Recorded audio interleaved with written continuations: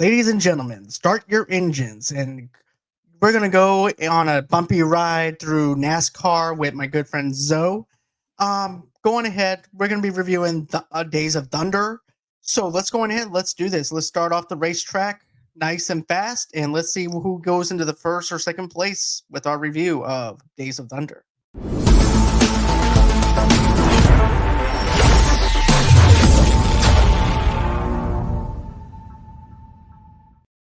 And hey, Zoe, how are you doing, man? Hey, how you doing, Mike? How you doing? I'm doing great, thanks. I really appreciate it. Thanks for inviting me. I'm not Mike, but John. I'm getting you confused with somebody I talked to earlier today.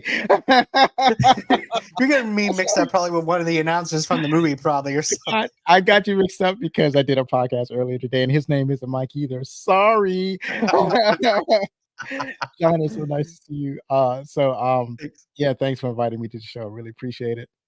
Anytime, Zoe. Anytime. It's a pleasure to actually have you on here again. We did the Breakfast Club with Beth and Rossie, and now having you back on here with Days of Thunder. Um, Here's the thing, guys. This is actually mine and Zoe's first time watching Days of Thunder. Normally, I actually do something where I see a movie that I love and I talk about it. This time, I decided to do something different. I decided to try and find a movie that I haven't seen before, and I'm not a big NASCAR fan. I don't really care for NASCAR or anything like that. But I was like, you know what? I haven't seen Days of Thunder, and I was interested. I ended up asking Zoe, "Do you want to do it?" He said, "Yeah, absolutely." I'd never seen it either, so this is actually interesting to have a movie that we both haven't seen. What do you think? Yeah, it's something that I always wanted to see. 'Cause I remember that was part of the conversation back when the movie first came out when I was a wee tyke, and people were always talking about Days of Thunder, partly because Tom Cruise is on a come up. It also has Robert Duvall, who's very uh a very well respected actor in the movie, and I just always heard people talking about it and just never got around to seeing it. So thanks for inviting me to the show to talk about it. And I You're very finally got welcome. around to watching it. So I was like, oh, so this is the famous Days of Thunder. I finally, and then here's the other thing is that I always thought it was like one of the better movies of that Tom Cruise made. And then as I continued to hear about the movie, like over the years, I heard people started saying, well, it's not that good of a movie. So I was like, "Oh, I better lower my expectations when I go and watch this movie." Right. And if I was gonna do this like scene by scene, my nostalgia rating would be very low because of the fact that I never watched it, never really wanted to go back and watch it or anything like that. And then I'm Right. like, you know what? I was actually in the mood to watch something different. So I'm like, okay, let me go on ahead. Let me try to watch this movie for the first time. But yeah, I thought that this movie was a little stiff in a sense. But if you think about it, though, in this kind of context, I actually said this on my Facebook page. I said, if you actually think about it, this is actually basically Top Gun, but with NASCAR. Absolutely, absolutely. Yeah, there are some significant differences, but yeah, it's basically Top Gun's NASCAR's version of Top Gun. I concur with that. The only thing I would say is that with Top Gun and a lot of Tom Cruise movies, he's like the exceptional person, right? So like in the lawyer movie he did, what was that? I Oh, forgot. the firm? No, not well, that's one of them, but I was thinking about A Few Good Men. Yeah, that's Where right. he plays an exceptional lawyer, or in the Mission Impossible movie, he's the exceptional spy. Top Gun, he's the exceptional pilot. So, or even in where's that the Jerry Maguire, not Yeah, exactly exceptional, but at least better than average, right? Better than average sports agent. So this is where you see Tom Cruise, where he's not like the super very best at what he does, and that's not the character that he plays. So that's what the real difference between this movie and and Top Gun. exactly. And that's what I get though out of it though too, especially if you look at Michael Rooker's character and also Tom Cruise's character. If you think about it, it's kind of like Iceman and Maverick in a Yeah, sense because they yeah. both don't like Actually, they both. there is that kind of vibe. Oh, it's funny that you said that you mentioned Michael Rooker's names. That's why I called you Mike, because I glanced over at my notes and I saw the word Mike, and that was the first word off the top of my head. I was like, where did Mike come from? So yeah, that is because one of the notes I made was, oh, Michael Rooker, because he was in the credits of the film, like when he showed up. I was like, oh, so, and then when you see him, I almost didn't recognize him because this is young Mike Rooker. The last time I seen Mike Rooker, he was in what you call it? He was in Suicide Squad. Either what's Right. it called? The Suicide Squad. I think That's that's what. Suicide Squad. Then Guardians of the Galaxy. He was also Yeah, he's in in. Guardian of the Galaxy. But in the Suicide Squad, he's not wearing makeup. So, man, I was like, oh, he's definitely matured. Let's put it that way. Definitely a seasoned actor now. Yeah, And so back in Days of Thunder, I was like, oh, he's young and virile. He almost looks like Sid Vicious. he does. I didn't think about that. He definitely does. But you know what though? Let's go with the plot in the opening though too. And this movie also had a budget of $60 million, and it made $157,920 million at the box office. And Yeah, if you think about it today, with inflation, it'd probably be a $250 million budget. That's how I'm rolling with it. It's probably right, be right. a It 150 actually to 250. right, and it actually did really well for its time when it came out. So yeah, well respected, right? So that was it was something that I expected when I watched the movie. It looked like a movie that made its money back, made a little bit of a profit. That's what it looked like to me when I watched it. So yeah, that sounds about right. So, okay, so the plot goes like this. Cole Trickle is a young racer from Eagle Rock, California, with years of experience in open wheel racing, winning championships in the United States Auto Club USAC. Originally setting his sights on the Indianapolis 500, Cole realizes that to win in Indy, uh, I need a great car. But stock cars are all the same. He is recruited by Chevrolet dealership tycoon Tim Dallan to race for his team in the NASCAR Winston Cup Series. So my thing is this: so what did you think of the opening scene, seeing Robert Duvall in this movie, and him getting the spot, him being inside the Chevrolet? Do you actually Yeah. believe that he was actually the best that he could be at racing or anything? Are you talking about as a racing mechanic or like that? You I'm talking talking about Robert well, Duvall, or you talking about Dennis Quaid, or you talking about I'm Tom actually Cruise? talking about Cole, which is Tom Cruise, and Oh, I'm also oh, talking Tom Cruise. about yeah, I'm also as well as talking about Robert Duvall playing the mechanic. Right, right. So it's a nice little bit of misdirection where he's on a tractor and he's approached by Dennis Quaid, about starting a racing club or racing team. And the reason that he's like farming is because he basically put himself out of racing. It's like things happened where he felt like he had to get out of racing. So yeah, it wasn't hard to believe. He looked like a guy that could build a car, I guess. It's like, because I'm not in the NASCAR world. I don't know. It's like, what is the mechanic supposed to look like? Right. And Exactly. so what was really surprising was Dennis Quaid. I was like, he's all cleaned up and sane. That's what really surprised me. And Same here. and Tom Cruise is like, he's being the I don't know if cocky is his attitude. He really just comes off as a dude that he's really good at racing, and he just wants to have a chance of being in the big times. He wants to work his way up the ladder. So Right. stock car racing for him was the next logical step. And then after stock car, he really wants to be in an Indianapolis 500 driver. So that's his goal. So he's kind of working. He's ambitious. He's talented, but he has some flaws, and you get to see that as the movie plays out. So yeah, just a young dude just trying to make his way into the racing game, it seems. Right, exactly. And it's Tom Cruise. He's always going to be like over the top. He's always going to be one of those arrogant characters where basically he's thinking that he's the best, but in order for him to be the best, he has to go ahead and try to get people to believe in him and what he can do. But at the same time though, he's not listening to anybody in this movie at first. Not Right. even Yeah, Yeah, I don't know if he comes off as arrogant to me. Maybe not arrogant as he doesn't know what he doesn't know because he knows how to race, but he right. doesn't know how to race cars, I guess. And he's not what you call it. Brandy says that he's always the alpha male, and Yep, it's that's not, true. I think that he's not actually cognizant of what it takes to race as as a stock car driver. So that's something he has to learn. And then he's ashamed to admit that he doesn't know like about cars, right? And so there's that, and that was really the best thing for me. Hi, Rossie.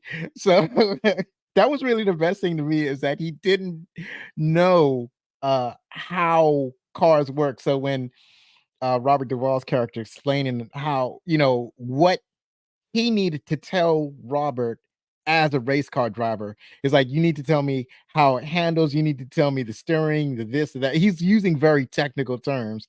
And Tom Cruise is sitting there looking at him like, I have no idea what you just told me. Right. He's like, why do I need to tell you anything? Why do I need to communicate with you? I'm not a damn mechanic.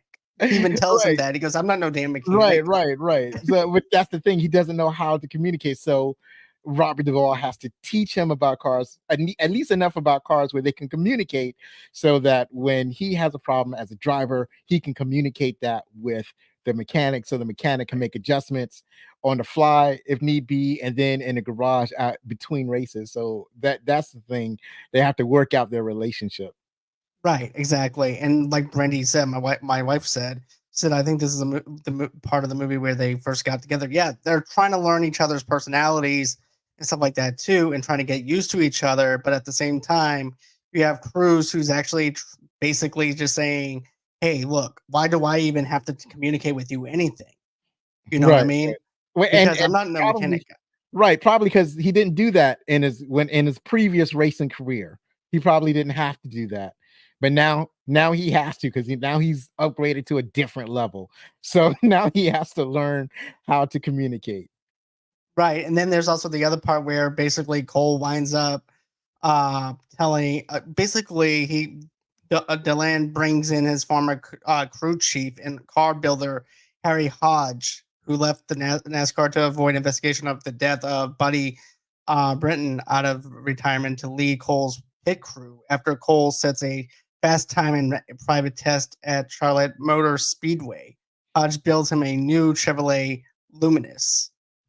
So I just thought it was like very interesting at the fact that you have Tom Cruise, he has Cole, and he doesn't know how to actually control the car. He blows the engine out. Then they have to Right. go on. They're actually, matter of fact, I don't blame the guy for being pissed off at him because he's actually spending more money on this guy who's basically blowing out the engines of their cars and spending more money. And on top of that, Cole don't have no sponsors at this moment. Right, right, So right. therefore, he's wasting money on this one guy that's costing a lot of money. Right. It's he's blowing the engine and he's burning out the tires. He's melting the tires because he's driving the tires too hard because he's apparently he comes from the school of all you have to do is step on the accelerator and go, but you can't do that. You can't just step on No, the accelerator. You have to control, and that's something that I did not know about racing. I didn't know that you couldn't just step on the accelerator. It's something where you have to control the speed of the car in such a way where you don't burn out the engine or the tires and basically speed up at certain points, and then there are certain areas of the track that you got to stay away from. So he had to learn the rules, and there was a thing where he learned the rules so that he knew how to break the rules, and that was something else that he had to learn. And I like exactly. how his relationship when he finally agrees to communicate uh with what's his name, the mechanic's character, Oh yeah, with Robert Duvall's the character. ball's character. Yeah, Right. When they finally learn to communicate, then he gets better at driving. So there's a scene where he says, like, well, you drive your way for 50 laps, I'll me draw my drive my way 50 laps. And then that's how he learned basically that's how you learn how to drive a stock car. exactly. And then also too, Brendy says this is where they got involved with each other in real life. Okay, so this is actually where they actually built the chemistry with each other as well on the set of the film. Okay, Yeah, that But I like the whole entire aspect of the fact that he's like, look, I'm gonna do my thing, you do your thing, which is just talk to me through the little speaker, and I'll do whatever you want me to do, but I'm not gonna communicate with you on anything else. But I like also too whenever Duvall's character is like, look, you need to go to the outside because well, you said that I'm not supposed to go to the outside. Go to the outside because they're not going to expect that you're going to go to the outside. And then you have the person that's over the whole entire thing. He's like, look, if he goes over to the other side, he's going to crash into that wall. But the way that he crashes into the wall, I thought was just pretty cool because the fact that the guy is just dragging him along to the finish right, line in a right. sense, and he Also, winds I up like winning. Yeah, right. I was just saying. Also, they told her to go to the outside because he had special tires. Like I gave you the speedway tires. You got the special tires, and then that's why because he was afraid to go because all this time he's being told not to go to the outside. And then the mechanic says, or his coach says, go to the outside. So he goes to the outside and he's convinced him to go because he got these special tires. And he goes to right. the outside and he wins that race. And then when they get to the press, and it was like, so what was what was the secret? And he goes, yeah, he gave me special tires. He's like, no, there wasn't nothing particularly special about those tires. No, it's just the delusion of a lie they Right, give right, him, just basically to encourage him and to fool him right, into doing whatever he wants him to do. right, So right. it's kind of like that scene in Big Daddy where basically Adam Sandler gives the kid sunglasses, goes, "These sunglasses make you invisible." Oh, okay. So the sunglasses to Cruz would be the tires that Right, makes him be unstoppable. right, right, right, So I like that concept of doing like reverse psychology to make him do whatever he wants him to do. right. I like that thing, but also too, the rivalry between Cole and Rowdy is also something that I thought that was really funny. Yeah, So yeah. too, the whole entire deal where these two people are supposed to be on the same team, but they cannot stand each other as Right, right. well. And they're basically they're like, look, you have to get along with each other, otherwise this is not going to work. You're going to destroy each other. Right. And I like how they're supposed to ride together to this meeting, and instead he goes, "I'm not going to have you in my car." Well, I don't want to be in your car either. So he takes Cole over to to rent a car, and they both Right, drag race to the meeting. right. They're racing to the meeting. There were what you call it. I don't think they were on the same team though, because when they got to the Right. meeting, there was Randy Quaid was Tom Cruise's boss, and then that other guy was Rooker's boss. So I think they were on two different teams, but they were that the guy that they was meeting was the owner of the raceway of the track. So he's Right. like the overall boss of all of them. So he knows these two don't get along. That's why he gave the key to I guess he gave it to Rooker, and then he said, Yeah. y'all supposed to ride together. And then they decided they weren't going to ride together and they raced and they destroyed the rental cars. I was like, oh, I wonder if they got insurance for those cars. Right. And he goes, what was wrong with your car? I believe it was the radiator that blew. Yeah. Yeah, they kind We of had car bonded over that. trouble. Right. They banged the crap out of each other, but they kind of bonded over that race, and they started to get along a little bit better. Even though they were still rivals, they still were like banging each other on the track and stuff like that, until they Right. had that big crash at that one race. But it was just like how they. I don't want to say they hated each other, but it No. was pretty heated. It was definitely heated for a while, but I have to say the other guy was more of a douchebag than that character, to be honest with you. Right, One right, that right, was wanting to basically kill both of them just to win. right, right. So And yeah, yeah. that was it was all gnarly. But I also like how whenever they first also too whenever he first gets hired, when Cole first gets hired, and then they wind up doing this little prank on him though too, where the bus gets pulled over Right, and it's supposed to be the state trooper that pull right, and they hired a state trooper to basically to tease him a little bit, pull on his junk and stuff right, like that too. I just thought that was a little hilarious bit that they right, had right, for it. But yeah, and then once again, whenever the whole entire concussion scene happens, too. He's thinking that the nurse is also a stripper, which is played by Nicole Kidman. And he goes, "Okay, what?" He goes, "So they picked out your costume too?" Right, right, right, right, and they tried to tell him that it was a real doctor, but he was being hard-headed, like, as he usually is, not listening, being hard-headed, and then he accidentally sexually harasses the nurse. And everybody on that team was basically just laughing their asses off at him. She wasn't even a nurse, she was a doctor. The Right. doctor played by his future wife, Nicole Kidman. I guess this is the first time they worked together, I'm not exactly sure. Well, this is actually one of the 3 films that they worked together on Right. too, I know it's because, this one, Far and Away, and, Eyes what Wide was it? Shut and Eyes Top Wide Gun. Shut. Yeah, so this must be the first Nice. one because I'm pretty sure that this one came out before Far and Away. But, Yeah. yeah, so this is probably when they first met, and, yeah, I guess they liked each I guess they really liked each other. I think that it's also kind of funny how it seems like Nicole Kidman heights varies depending on the scene. It doesn't seem like she's the same height when she's standing next to Tom Cruise during it seems to vary is all I'm saying. It definitely does if you think about it. I want to because I'm thinking that that's why they ended up doing the heels at first to make I'm her a not even little. I'm not even sure. I I'm know not that, sure. like, sometimes, when they want the actors to be in the same height, they'll put one actor either on a soapbox or they'll put one actor in, like, kind of a ditch or something so that Right. they're in the same eye level or whatever. Because I know that Nicole Kidman is noticeably taller than Tom Cruise. Right. Because So even this is just an example. Like I know that they didn't want Jason Alexander for Pretty Woman because of right. how short he was.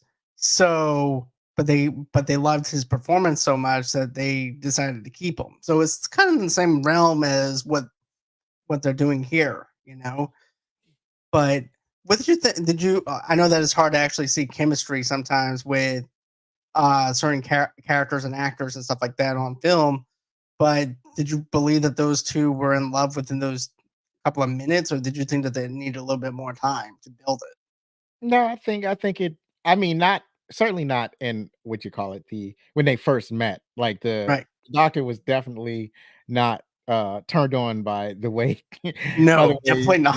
the Tom Cruise character was acting. It's not, she was basically put off by it, but he was persistent. So she gave him a chance. So it wasn't because he's charming enough. Like as that character, he's charming enough so, and I think she was like kind of curious about him, or whatever.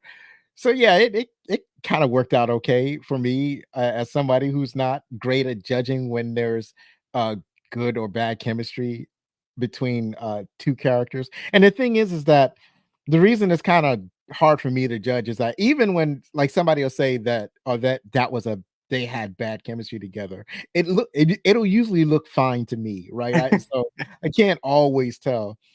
But in this one, I think they did a good job of and I think I'm prejudiced because I know that they have I know that they had been married. So it's kind of hard to say that they didn't have chemistry when they were together on screen because it's obviously they did because they got married, right? Right, exactly. There was So a spark there somewhere, right, right? right, right. So I'm cursed with knowing the end of the story.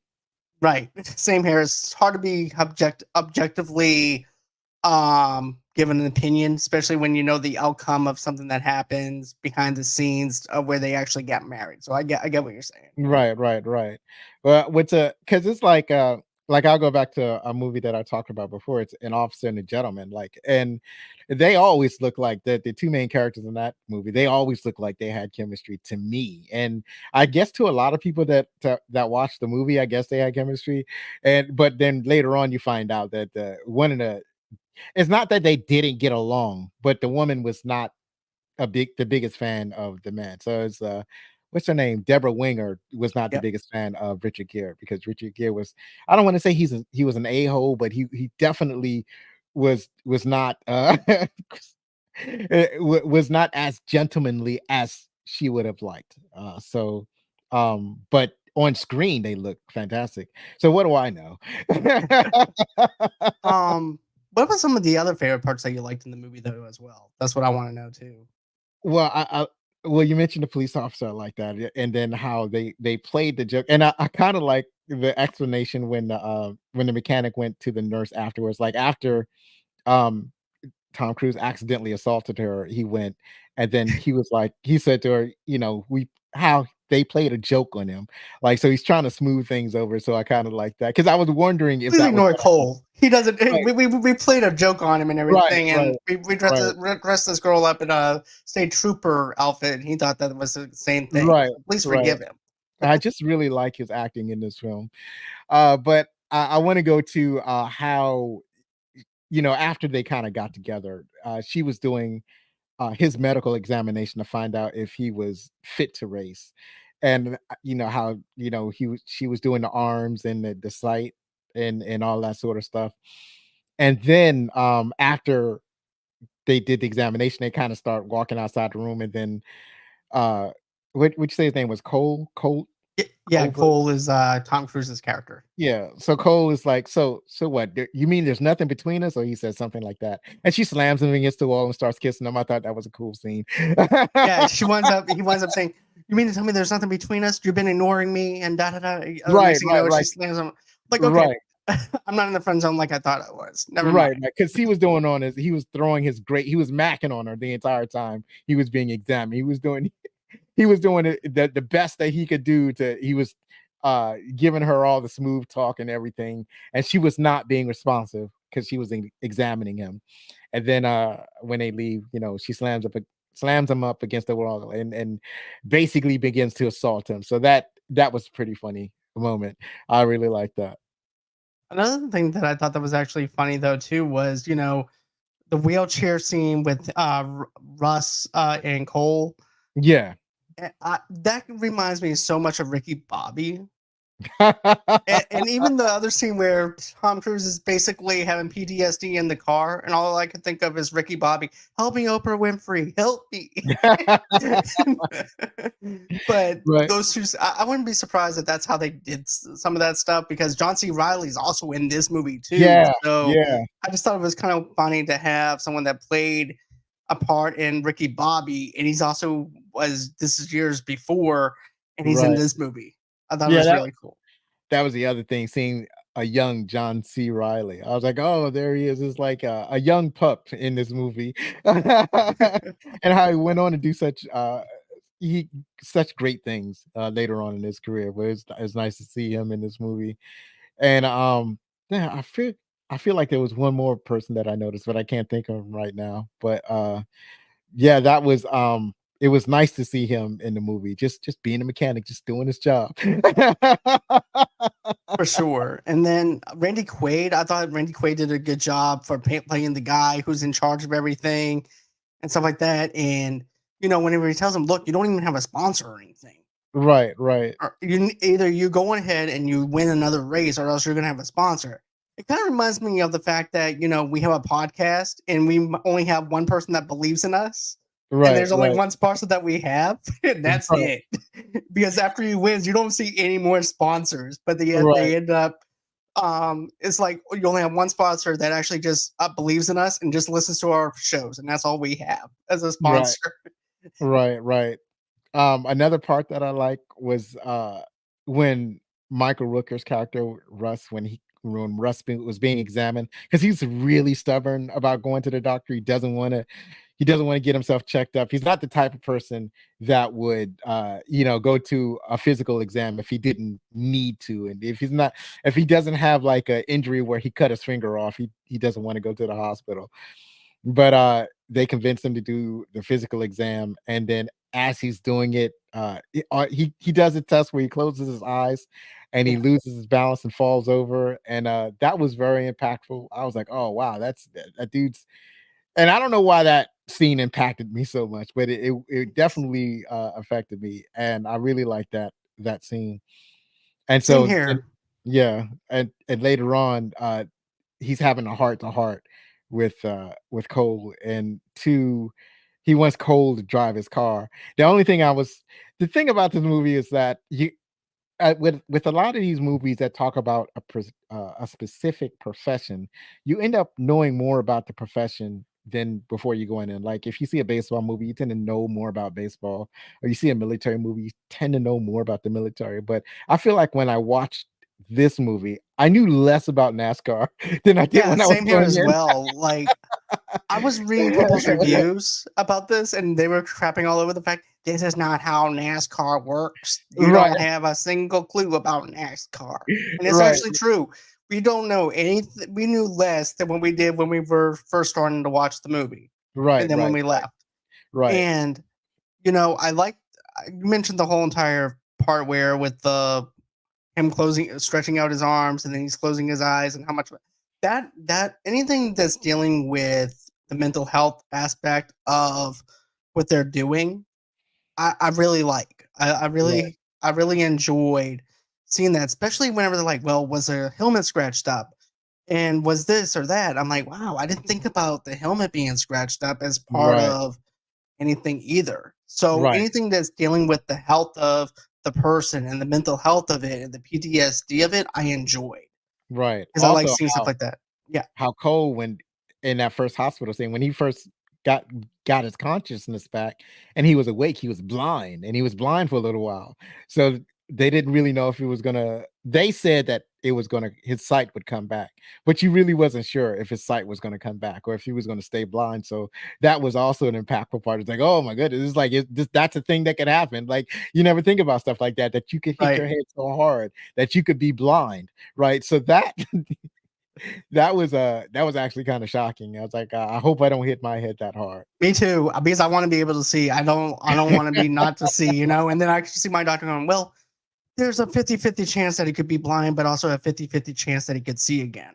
Right, right, And I'm like, well, doc, I want to have 100% chance of me having my vision back. That's what I right, want. right. Yeah. But So yeah, I don't want to imagine what it's like to go through life not being able to see, especially after seeing all of these years. same here as well. But you know what else though? Like the thing that I found that was pretty interesting is you have Robert Duvall who's in there whenever he's getting the MRI done. I'm like, wait, aren't you violating a HIPAA? But I'm like, okay, never mind. It's the early '90s. It's fine Well, they still because had HIPAA in that time, but right, I think that I don't know. You can imagine that if when you sign a racing contract, one of the things you sign is like give permission to the right, employer or to your partner that you can share medical information. So that was right, probably part of it. So like as a truck driver, when I sign a contract, one of the things that they do is they do health evaluations. So you share that with the company because you have to be a healthy person in order to drive a truck. So I imagine that's kind of the same thing as a race car driver. You have right. to, you have to share your medical information because the race car crew have to know that you're healthy enough to drive the car. So not necessarily a violation of HIPAA. Exactly. Okay, I see your point. I didn't think about that, to be honest with you, about signing a paperwork or anything like that Yeah, either. yeah, So that's yeah, yeah, that makes sense. right. Um, but another thing though too is like, okay, with there's actually a scene on here that reminds me of Armageddon because of the fact that you see Cole, he puts the sweet and low on the woman's leg on Nicole Kidman's leg. Oh, And he's teaching right. her I didn't and think about that. he's teaching about um I'm trying to think of the word drifting. And he puts the sweet and low on her leg. And it kind of reminds me of Ben Affleck. And all you needed was Aerosmith playing Right, in the background and just have I will never miss a thing and right, have right. sweet and low and having that played out with the same dialogue that Ben Affleck is talking about with the animal cracker scene. Right, right, right. It's the he had animal crackers on Liv Tyler's legs. That is correct. And And yeah, yeah, I didn't even think about that. It's like it looked familiar, but I didn't think about Armageddon at the time. That is correct. I can see Michael He was being, you know what? I think I'm finding inspiration here. Let me put this in my notes for a future movie. Okay. right, right. Yeah, he was teaching her about when race car drivers, if when you get real close to the person that's in front of you, then you can use the airflow to take the pressure off of your car so you don't have to use up as much fuel, but still go as fast as the leading car. So that's pretty cool. I've heard that in other media talking about racing. I have too. I have actually heard about that too. Right. Um, there's also this other part though, whenever he's up inside the pit too. He's like, "Come on, hurry up! If I didn't have to stop here, I would still be in first place. But you're holding me up because I have to stop." Right. Oh yeah, the pit crew had messed up because they were dropping tools. They had the impact drill that wasn't working, and they had to trade out, and they were slowing everybody down. It's like, oh, this is this is the first time that the crew themselves messed up. Like, no, they're not supposed to be. They're not supposed to be the ones that mess up. One of the things that you did not see is them peeling the windshield off. So what happens in, I'm pretty sure it's in NASCAR. So on top of the windshield, there are several sheets of clear plastic film. And as whenever they go to the pit stop, they peel one of the layers of plastic film off. So the driver always has a clean windshield when he leaves the pit. So Right. that's one of the things. Oh, also, I remember I said earlier there was one more person that I wanted to mention that I had forgotten. So now I remember it was Carrie Elway's character. So that was the character that they brought in to replace the Tom Cruise character when Tom Cruise was incapacitated, like he wasn't medically cleared to race Right. again. So Carrie Elway was racing in his stead, and he's kind of like, he's all like cheerful and whatnot, but at the same time he's kind of cocky. And then now he's like, I'm the boss of this race, and you know, like nobody's gonna be the boss of me or whatever. He's like disrespecting Cole at some point, right? So Right, exactly. Especially when Cole is on the phone with his girlfriend and he's over there to introduce himself. Cole's like just trying to get him to go away, and then that right, that sets him off even more to want right. to do more damage on him anyways. And you mentioned something though that you mentioned about driving each other's cars. I think in their minds, it's like a superstition of those is like, well, you can't drive your car because it will remind you of what happened to you. But at least if you drive my car, you won't have that problem because of the fact that accident happened to you in your car. It happened to me in my car. So therefore you can have my car. Yeah, well, that didn't work because he No. had problems driving. Right. It's like that accident spooked him, and it that's another callback, if you will, to Top Gun, because in Top Gun he had kind of a similar issue where he didn't want to fly the planes as well as he could. He didn't want to Right. take chances. He didn't want to be as daring in his plane, where he could have been daring, because it's like when I think he had after his partner had died in the accident, he didn't want to, he really didn't want to fly the plane, right? Yeah. Right, I wouldn't want to fly that afterwards too, with all that being Right, on me and right. realizing, So I was probably the cause of the accident and stuff. right. So he had to get over his trauma in order to drive the car the way he knew that he could drive it. So that was the thing. Because when he first got back into racing, he was losing races because he couldn't he like in one instant he purposely blew out the engine. In the other instant, he like drove the car in such a way that blew out the tires, and he knew what he was doing, but he was like, he just blaming on mechanics. But in real life, he was afraid to drive. Right? He Exactly, was. and then he even plows through the driver though too, and hits him to where both cars are now. Oh, that's You when the know, other guy won, and the other guy right, was kind of because what happened was they were both in the pit together, and the other guy was in his way, and he couldn't take off when he wanted to. And the guy kind of because he was finished, but the Carrie Elway character wouldn't move his car out the way. He parked it in such a way that they couldn't get out the pit.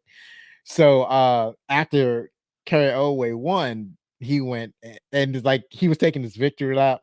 He got in his car. When he was still in his car, he told the pit crew to change his tires. Like, what are you talking about? The race is always like, change the tires. tires. And then he got back on the racetrack after the race was over, and he slammed in the Yeah. Carrie Elway's car.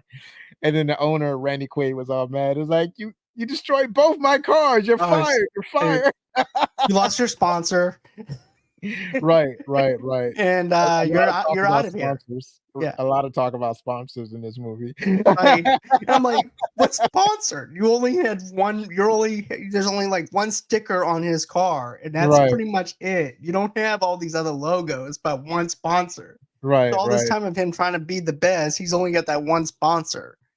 But yeah, And no, but I was just yawning because I've had a busy day. no, no, no, you're good, man. You're good. I did too. I did too as well. But But yeah, yeah, yeah, he had. I think the other car was which one of those cars was Mellow Yellow? Was that Cole's original car, or was that the next car that he had? that was the next car because remember he started off in Chevy and then he moved into Mellow Yellow. Chevy So was the dealership that was yeah, owned by Randy Quaid, and then it was like Superflow or something like that. yeah, It was like a Superflow. Superflow car. I guess they did what do you call those things? Uh it's probably some kind of exhaust system. I don't know. Yeah, I don't know. I don't know jack crap about NASCAR. You're talking, Right, right, right. I don't know. But yeah, but yeah, the other guy had Mellow Yellow, and so this is interesting because I remember Mellow Yellow was a big deal back when I was growing up. We used to because they used to have Mellow Yellow commercials. We used to drink a I lot of remember the Mellow Yellow commercials too. They right, called right, me right. Mellow Yellow. Yeah, I remember that. So um, this movie was a callback to Mellow Yellow. Definitely. I bet Mellow Yellow was actually the sponsor for this movie. I wouldn't be surprised. Yeah, there definitely a lot of significant product placement, if anything. Um, but did you have fun watching this movie, or or is it one of those movies that that you might go back and revisit again, or what did you think? I don't know if I revisit it, but I did have a fun time watching it. There were lots of fun moments in it. The story is pretty simple and straightforward, but there did have some moments in the movie that really made it worthwhile to watch. Definitely. I feel like there's something for everybody in this movie. In a sense, there's some humor. There's also some drama with it. There's a lot of some action sequences. You know, will I go back and rewatch this? Probably not. I think this is my least favorite Tom Cruise movie that I've seen, and I think it's just the fact that with the writing and things like that, and plus it's in the early '90s, so the writing is not as strong as I was hoping it for it to be. But I definitely enjoyed appreciating the fact that I did get to watch it and stuff Right, like that right, to say right, that I at least experienced it for the first time. right, right, But right, as far as going back, nah, I probably wouldn't go right, back and rewatch it.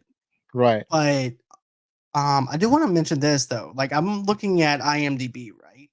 And I'm looking at their reviews. One guy says this movie's too predictable and it's corny, but he doesn't spell it Korny. He spelled it like the band name Corny. Okay. Korny. Right, right, right, Uh, right. Same I don't background. know Yeah, why. me either. Because same background music as Top Gun, more romance and action. We knew he would end up at the with the doctor, and the list continues. I wish I knew Well, your list. right. I mean, the thing is that when you're dealing with these types of movies, that those are the things that happen in these movies, but they could be done better. Like it wasn't done because they did the same thing in Top Gun, and that was a fantastic movie. So, and then they had the sequel to Top Gun Maverick, which was the exact same movie as Top Gun, and it was better than it ought to be, and I still loved it. And it's like it's almost like I'm mad that I liked it as much as I did, right? So because they hit all the beats and yet the movie still works. So Days of Thunder kind of works on that level. It's like, yeah, it's predictable, but it's supposed to be. It's not that you can predict what's going to happen. It's not that you know that he's going to end up with the woman, and it's not that you know that he's going to end up winning the races. The journey of how he got there, how he got to the doctor, and how he gets to the end of the race, how he gets the checkered flag, at how he is able to further his ambition. That is what watching this movie is worth. So you get to watch him build that relationship with the Robert Duvall character, and or watch him build the relationship to the point where he gets with the doctor character Nicole Kidman. So it's watching a character take a journey. Like with these movies, I feel like it's like when a friend of yours tells you a story where he almost died. And so when he tells you the story, it's not a question of whether he died or not. We know that he didn't die. He's talking to you. That's not the story. The story is to show you how he survived to the point where he's talking to you about the story. It's a story about how he almost died. So Right. that's what this movie that's basically the framework that this movie Right. has. So what you want is you want an interesting story of how it gets to A to B, even though you know what B is already. Exactly. Because we already know that he's gonna come out on top. We already know that Right, he's gonna wind up having a love interest. right, We already know that. You know, it's right, painted by the numbers kind of in a if you think about it, of knowing what's gonna happen, but at the same time, we're rooting for this character and they give us a reason to root for him. right, Rather right, right, so that's something that I do like is the fact that they give us a reason to root for right. him. And the I fact think that yeah, no, I was just saying I think that they could have did a better job of doing that journey. That's all. I think so too. I think there should have been more a backstory on Cole to where he was at this point instead of us believing that he was this great driver and stuff like Right, that who wants to be the best. I would like right, to see maybe a little bit, maybe a 5 minute little backstory at the start of it, and then go into that part where he's actually being introduced to everybody. You know, that's what I would like to see, like being introduced to Robert Duvall's character. or they could have did I mean, I think that's what they were doing when he first comes to the track. That was his meeting with Robert Duvall. Well, maybe when he met the dealership character that hired him in the Right. first place. It could have been that. Or they could have did more with some of the background characters and developed those like the John C. Riley character. Maybe they could have did more with the pit crew because they did have some great scenes with the pit crew when they did that whole police car pulling over everybody, that part when it was a prank on Cole. So Right. I think that we could have got more personality with the pit crew. And then there were some things that kind of didn't make sense. Like one of the things was that when the other driver, the Mike played, Mike was like, I want you to But drive my car because I need you to Rowdy, drive my car. Yeah, to take care of my family. The problem is that how would that because you actually unless you own the car or you're part owner of the team, you're not actually getting paid. So I don't know no, how that's supposed to work. I didn't get that logic either, but I get the Right, right, logic of right, driving the different cars because of the thing I told you about. But right. you're right though. In order for you to get paid, you would have to be on the same team as the other person. Well, you have to So be driving the car. Like at well, right, he was asking the Tom Cruise character, Cole, he was asking Cole to be on his team and drive his car. So that part I like. What I don't understand is how does the Mike character get paid? That's what I don't understand. Or he the character doesn't that Mike plays, right? because Because he's not driving the car. He's sick. He's not allowed to drive anymore. I wonder So if the there's only like a way contract that they have to draw up for him. It's like, okay, well, Cole, you get 50%, right, and right. It would have to you be get something like that. But it's right, like if exactly. you're only getting half, then nobody's making any money. So I think what it is that he would have to have some ownership in the team for that to work out. So if he's part owner or something like that, then it would make sense that he would need Cole to drive his car in order for him to support his family. But because otherwise, none of that makes sense. Exactly. Right. I mean, it was great. Like if they were on the same team, it still wouldn't work because like you have to be in the car in order to drive it. So uh if uh if they kind of explain that he was the owner of the car or he was part owner or something like that, then it would have worked. Or something like where if he was like there was a scene where to go back when they were in a dining when they were when he and Tom Cruise are racing, and then they were racing those rental cars, and they ended up at dinner. And so Tom Cruise sat next to his boss, and and the other guy sat next to his boss. Well, what if he was the boss? What if he didn't have to? What if he didn't have somebody that he had to answer to? What if he was the owner and the driver? Maybe he was Right. a rich dude or like an upper middle class dude that owned his car or something. Maybe it would have worked that way on an emotional level. And he just wanted Tom Cruise to race his car. Like after he got hurt, he wanted Tom Cruise to race his car, not because he needed it to support his family because he's already rich, but as a point of pride or a point of respect or Right. something on that level. I So can see that because it's like, well, since I can't drive, I want you to drive in my name to honor right, my right, name. right, right, right. Because I respect you and I know that you're having problems with your team. So since you got fired from your old job, I'm gonna hire you because I respect you and you're a great driver, et cetera, et cetera. Right. Right. But yeah, that's gonna be it as far as this review goes, though. But do you have anything coming out as far as your podcast or anything like that, Zoe? Well, let's see. What am I doing? I just did a. I'm going to the next Monday. Yeah, next Monday. The next episode's coming out. I have a special guest on. Oh, actually, we talked about it, I think, before we started recording. So it's going to be the director of a movie coming out called The Legend of El Chupacabra. It's an indie film, it's an indie horror comedy. And it was great having him on. Unfortunately, his name escapes me right now. Oh, wait a minute. Hold on. Rob Mabry. I got it. When I Yep. think about it, it comes to me. So on Monday, that episode will be out. We talk about what we're going to talk about is this fun film that came out for teenagers. Is one of those fun teen sex comedies that when you watch it today is a little bit cringy. Some of it's a little bit cringy, and that movie is Weird Science. And then Just if you watch Weird Science and you listen to us talk on the episode, you'll see why we say it's a little bit cringy right now. It's like I don't want to say that it's a movie that couldn't be made today, but they would definitely have to make some adjustments. definitely, I could see probably them like doing. If I was to remake it, they would probably replace it with like a man instead of a woman, where a woman is basically trying to make the perfect man, or a non-binary, or something to that effect.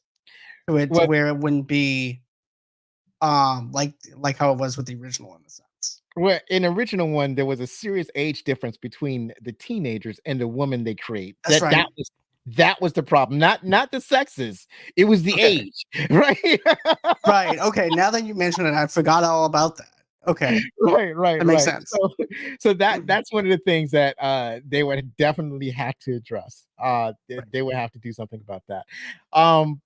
For it coming out today. Or they could just put it out today just like that and just deal with the consequences. I'm not going to tell somebody how to make their movie. Right. It's like, well, And then next week, I have a fantastic guest and we talk about Ghostbusters. And I just recorded that today. And that's a fantastic movie. I finally got to talk about it with a huge fan of Ghostbusters, and that's going to be great. can't wait to listen to those two episodes. I'm a Thank huge Ghostbuster fan. I also like Weird Science. So I have an hour drive home or to work. So basically, I just put your podcast on and I hit the road. So yeah, go on ahead, follow Zoe at the Backlook Cinema podcast. I promise you guys, you're in for a treat whenever you end up listening to his podcast. So listen to it on all platforms. So tomorrow night at 8 o'clock Central Time, 9 o'clock Eastern Time, I will have the person who runs Unfiltered Studios. If you don't know what Unfiltered Studios is, it's actually the studio that Rossie and I are part of. Him and I are going to be doing a Bad Boys 1 review.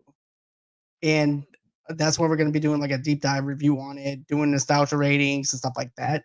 So we are going to be doing Bad Boys 1. And yeah, that's what I have going on Monday. Then I also have Tuesday I have the Ultimate Queen playlist that I'm doing. So that's part of my intermission. So me and Pick a Flick podcast are going to be doing our ultimate playlist for Queen. So that's what I have for that. And then next weekend I actually have another guest of mine. We're going to be doing a True Lies review, and that's going to be, of course, at 8 o'clock Central Time, 9 o'clock Eastern Time for that one.